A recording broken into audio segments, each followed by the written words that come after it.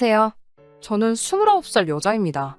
결혼까지 생각했던 남자친구와 이별하게 되었습니다. 정말 아둥바둥 살면서 모은 돈이에요. 나름 제 나이에 아무 배경 없이 이 정도 돈을 모았다는 게 저한테는 하나 자부심처럼 여기고 있던 사실인데 오히려 제가 모은 돈이 제 발목을 잡았다는 게 너무 마음이 아팠습니다. 지금도 생각해보면 자다가도 눈이 번쩍 뜨일 정도로 우라가 치밀어 올라요. 따지고 보면 저한테는 전화위복의 기회가 될 수 있고 미리 알아서 다행이라고 생각하지만 그때 당한 수모를 생각하면 제 입에서 좋은 이야기는 나오지 않네요. 어려서부터 집안 형편이 좋은 편이 아니었어요. 제가 워낙에 아기 때라서 기억은 하나도 없는데 그때에는 잘 살았다고 하네요. 아버지도 대기업을 다녔다고 하고요. IMF 맞으면서 아버지 회사가 망하고 그나마 모아둔 돈과 퇴직금으로 사업을 시작하려고 했는데 평소에도 의리의리 하시던 아버지가 연대보증을 잘못 써는 바람에 정말 땡전 한 푼 없이 빈털터리 신세가 되었다고 하네요. 제 어린 시절 기억은 정말 방 한 칸짜리에 화장실도 밖에 있는 집에서 온 가족이 부대껴서 살던 기억밖에 없습니다. 그나마도 없는 형편의 집안의 지원은 그날 이 통해 태어난 제 남동생이 다 받게 되었어요. 없는 형편의 동생은 학원도 다니면서 공부를 할 수 있었어요. 저는 학교 성적이 나쁜 편은 아니었지만 남자인 동생이 먼저고 저는 대학을 보내줄 수가 없겠다는 이야기를 해오는 바람에 대학 진학을 하지 않고 졸업 후 바로 아르바이트를 시작하며 돈을 벌게 되었습니다. 제 눈을 조금만 낮추면 지방대에서 장학금 받으며 4년제 대학을 나올 수는 있었는데 거기서 발생하는 생활비조차 지원을 받을 수 없으니 돈이나 벌자는 생각에 아예 진학을 포기해버렸어요. 차라리 특성화 고등학교를 나와서 고등학교 졸업 후 바로 대기업 생산직에 뛰어들 걸 이라고 후회한 적도 많았습니다. 월 150만 원 받으며 공장에서 일하게 되었는데 대기업 생산직하고 제가 다니던 공장하고 비교하는 데는 조금 어폐가 있기는 하지만 대우가 많이 차이가 나더라고요. 복지도 좋고 휴일도 보장이 되는데 제가 다니던 공장은 그렇지가 않았습니다. 끝까지 대학교 포기 못하고 이 인문계를 선택한 저의 잘못이니 그때도 지금도 해봐야 푸념밖에 되지 않겠죠? 아무튼 그렇게 공장 다니면서 벌던 돈도 제 돈이 아니었어요. 솔직히 제가 돈돈돈 하는 걸 보면 젊은 사람이 왜 이렇게 생각이 꼬였냐고 하실 분들도 많으실 거예요. 하지만 어쩔 수 없는 이유가 있었습니다. 공장에서 주간야간 뛰면서 벌던 돈 또한 제 돈이 아니었거든요. 그 당시 제가 번 돈은 제 돈이 아니라 우리 가족의 돈이었어요. 동생 학원비도 엄마 병원비도 생활비까지 전부 다 제가 버는 돈에서 제일 먼저 나가게 되었고 제 앞으로 저금은 꿈도 꿀 수 없었습니다. 제가 번 돈으로 들어놓은 적금이 있었는데 그건 제 돈이 아니라 제 동생이 미래에 들어갈 대학교 등록금을 위해 모으던 돈이었네요. 그걸로 가족들하고도 많이 싸웠지만 동생이라도 잘 풀리게 하자는 말에 설득이 되어서 바보같이 밑빠진 독에다가 물을 붓고 있었습니다. 그 적금이 어느 정도 쌓였을 때쯤 저는 가족들과 끝내 연을 끊게 되었습니다. 아버지가 무슨 기대를 하신 건지는 모르겠지만 그 돈을 들고 도박장으로 가셔서 개털이 돼서 돌아오셨죠.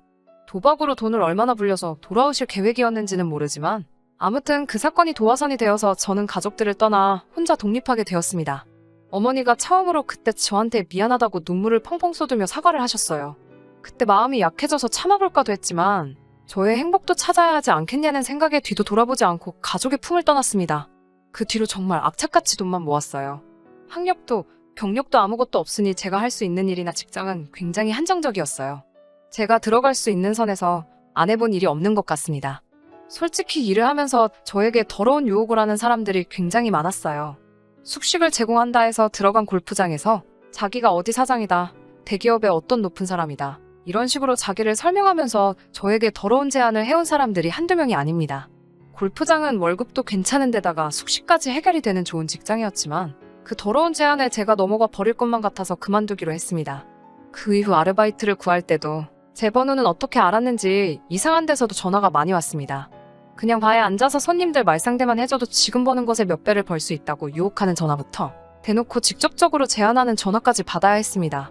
두 눈 꼭 감고 당장 제 손에 들어올 돈만 생각해서 그 유혹을 덥석 물어버릴 뻔한 적도 많았지만 참았습니다. 항상 돈이 최고고 돈이 인생 최우선의 가치라고 생각하는 저였지만 그렇게까지 돈을 벌고 싶지는 않았고 쉽게 번 돈은 쉽게 번 만큼 제 손에서도 쉽게 떠나갈 거라고 몇 번을 다짐하면서 검은 유혹들을 참아냈어요. 그런 유혹들 다 뿌리치고 몸이 골아가면서까지 생고생을 해가며 악착같이 모은 돈이 1억 5천이 되었습니다. 고등학교 졸업하고부터 일을 하면서 8년 만에 이뤄낸 쾌거였습니다.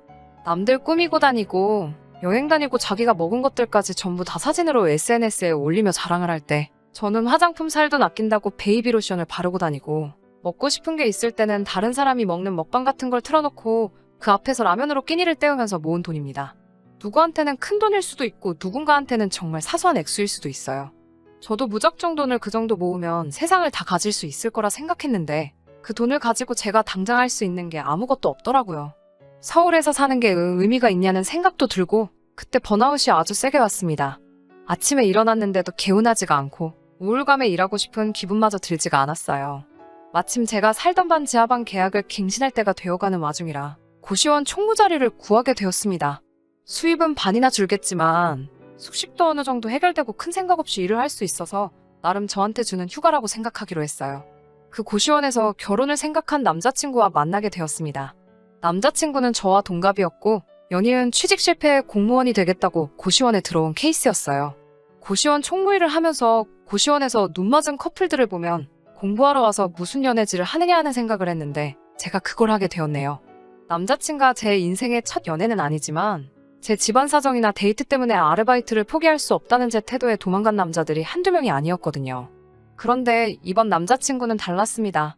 이제 와서 생각해보니 고시원 총무를 하면서 제 인생 처음으로 생긴 여유 때문인지 다르게 느꼈던 걸 수도 있겠네요. 아무튼 남자친구는 4년제 대학을 나와서 번듯한 직장 하나 갖지 못하고 여기저기 이력서를 내면서 기웃거리다가 결국 공무원을 하겠다고 고시원으로 들어온 케이스이기는 했어요.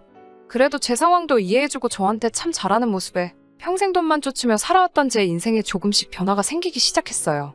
제 나이도 있고 언제까지 이렇게 제대로 된 직장 하나 갖지 못하고 아르바이트만으로 돈을 벌 수 있을까 하는 생각도 들어서 정착을 하고 싶은 마음이 생겨나기 시작했어요. 그렇게 남자친구와 결혼 이야기가 오고 가게 되었고 그때 처음으로 제가 모아놓은 재산을 남자친구에게 공개를 했어요. 1억 5천이 있다는 말에 남자친구가 눈이 휘둥그레지더군요. 사실 자기 부모님들이 결혼할 상대의 학력을 중요시 여기는 분이라 걱정했는데 저한테 돈이 그만큼 있다니 부모님들이 충분히 이해해 주실 거라고 하는 말에는 살짝 기분이 나빴습니다.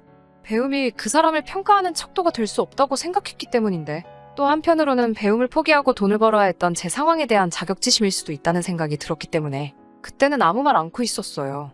남자친구의 부모님을 만나기로 한 전날 남자친구가 저에게 종이 한 장을 들고 찾아왔습니다. 남자친구가 종이를 들고 찾아와 저에게 참으로도 어이가 없는 요구를 하더라고요. 종이에 제가 살아온 인생을 처음부터 끝까지 적어달라고 하더군요. 마치 이력서에 쓰는 자기소개서 같이 말이죠. 남자친구 집안이 얼마나 대단한 집안인지는 궁금하지도 않았어요. 어차피 여태까지 혼자 살아왔고 결혼으로 인생 대역전을 한다는 기대 따위 해본 적도 없거든요. 그런데 결혼하는 게 취직하는 것도 아니고 예비 시부모님께 이력서 쓰듯이 자기소개서를 써다가 바쳐야 한다는 게 말이나 되나요? 그것보다 세상에 이런 걸 요구하는 시부모님이 또 계신가요? 저는 당연히 싫다고 했어요. 싫다기보다도 애초에 너와 내가 서로 사랑해서 하는 결혼에 이런 게 어디에 필요한 거냐고 물어봤어요. 남자친구는 자기 아버지가 말씀하시기를 서로 다른 인생을 살아왔으니 어린 시절, 학창시절은 어땠는지, 사회생활은 어떻게 했는지 제가 살아온 이야기를 간략하게나마 알고 싶어 쓰라고 하는 거니 큰 의미를 두지 말라고 하네요. 분위기상 저도 펜을 붙잡고 책상 앞에 앉았어요. 제 불우했던 과거를 돌이켜보는 것도 기분이 이상했지만 무엇보다 왠지 모르게 이런 걸 써야 한다는 사실이 수치스럽고 눈물이 나려고 하더라고요. 결국 저는 펜을 내려놓았어요. 남자친구가 한 글자도 안 썼네? 하면서 대학교 안 나왔어도 글은 쓸 줄 알지 않아? 라고 하는 말에 폭발해버렸습니다. 남자친구에게는 제가 이걸 진정으로 쓰기 원한다면 나도 너와 너네 부모님에 대해서 아는 바가 하나도 없고 어떤 사람들인지 결혼을 결심하기 전에 나도 알아야겠으니 너네 부모님 거부터 작성해서 저한테 가지고 오라고 했어요. 한참을 다투면서 남자친구의 부모님이 저한테 저딴 걸 써오라고 했던 진짜 이유를 듣게 되었네요. 제 나이에 대학교도 나오지 않은 여자가 어떻게 저렇게 큰 돈을 모았냐면서 불법적인 일을 하면서 모은 걸 수도 있으니 혹시나 하는 마음에 물어보신 거라고 하셨습니다. 그때 그냥 뒤집어 버렸으면 될 것을 미안하다고 매달리며 자기는 저를 믿는다고 부모님은 자기가 어떻게든 설득해보겠다고 사과하는 남자친구 모습에 마음이 약해져서 결국 자소서는 쓰지 않기로 하고 다음날 부모님을 만나기로 했어요. 약속 장소에 가니 아버님은 회사 일 때문에 조금 늦으실 거라고 하고 어머님과 남자친구 넷이서 먼저 이야기를 주고받았어요. 남자친구는 내 기분이 아직 완전하게 다 안 풀린 걸 알고 눈치를 보면서 있는데 어머님은 제 기분 따위 알고 없으셨는지 별로 궁금하지도 않은 걸 늘어놓으시면서 우스대더라고요. 남자친구가 우리 집 아들 중에서는 제일 안 풀린 케이스지만 머리가 좋은 아이니 곧 공무원에 합격을 할 거라고 하더라고요. 그러면서 저에게 듣자 하니 모아둔 돈이 많다던데 일단 그 돈으로 신혼집부터 구하고 휴가를 올리면 좋겠다고 하시네요. 남편의 형이 얼마 전에 결혼을 해서 지금 당장 지원해줄 여력이 되지 않는다고 하시면서요. 시댁의 지원은 차차 받게 될 터이니 돈 아깝다는 생각 하지 말고 일단 제 돈으로 살림부터 차렸으면 좋겠다고 하시네요. 제가 평생에 걸쳐 모아둔 돈, 제 배우자와 공동의 재산이 되는 거 아깝다고 생각해 본 적 없습니다. 그래도 지원을 하나도 해주지 않고 제 돈으로만 해결하려고 하는 모습을 보니 이 집구석과 가족이 되는 게 맞는가 하는 생각이 들기 시작하던 차였어요. 아버지가 도착했다고 해서 고개를 돌렸는데 소름이 돋더군요. 문을 열고 약속 장소에 들어오는 남자친구의 아버지는 제가 예전 골프장에서 숙식해가며 캐디 아르바이트를 하고 있을 때 자기가 대기업에 다니는 누구라고 하면서 저에게 더러운 제안을 처음 해왔던 남자였습니다. 당연히 아버님은 저를 기억하지 못하셨지만 저는 그 얼굴을 잊을 수가 없어요. 그 얼굴을 보니 잠시나마 기대를 하고 남자친구의 부모님을 만나보기로 했던 제 자신이 정말 바보 천치같이 느껴지더군요. 자기는 젊은 여자들한테 더러운 제안을 해가며 만나자고 하는 그런 사람이 제가 모아둔 돈이 많다는 말에 혹시나 그런 식으로 돈을 번 사람이 아닐까 궁금해한다는 이면적인 모습이에요. 자기는 돈으로 젊은 여자를 만나고 싶지만 그런 식으로 돈을 번 사람을 며느리로 들일 수 없다는 심보인가요? 근엄한 척 자리에 앉으며 세상에 자랑할 거라고는 자기가 다니고 있는 회사 이름 하나밖에 없는지 어디어디에서 부장을 하고 있다고 으스대면서 저에게 악수를 권하는 남자친구의 아버지 얼굴에다가 정신 똑바로 차리고 살라고 시원한 물 한 컵 끼얹어주고 자리에서 일어났습니다. 너네 아버지가 골프장 다니면서 여자들한테 스폰 제의하는 사람인 거는 알고나 있냐고. 당장 내 돈이 어디서 나온 건지 궁금해하기 전에 본인부터 얼마나 깨끗한지 돌이켜보고 반성 좀 하라고 했어요. 당장 내일 굶어 죽더라도 나는 너와 가족이 될 생각이 없으니 앞으로 연락을 하지 말라고 하고 그 자리를 뛰쳐나왔습니다. 고시원도 나왔어요. 아직 새로운 일자리는 구하지 않았지만 최대한 빠르게 구하려고 합니다. 아직 제 인생의 가정을 꾸려 안정적인 삶으로 정착하는 건 꿈만 같은 일인가 봅니다. 남자친구 때문에 잠시간 현실에서 벗어나 행복했던 건 사실입니다. 하지만 아쉽지는 않아요. 본인들이 미친다고 생각하는 사람들과 가족이 되어봤자 제 인생이 드라마처럼 변하거나 하진 않았겠죠. 이런 일들을 저 혼자 감내해야 한다는 사실도 많이 서럽습니다.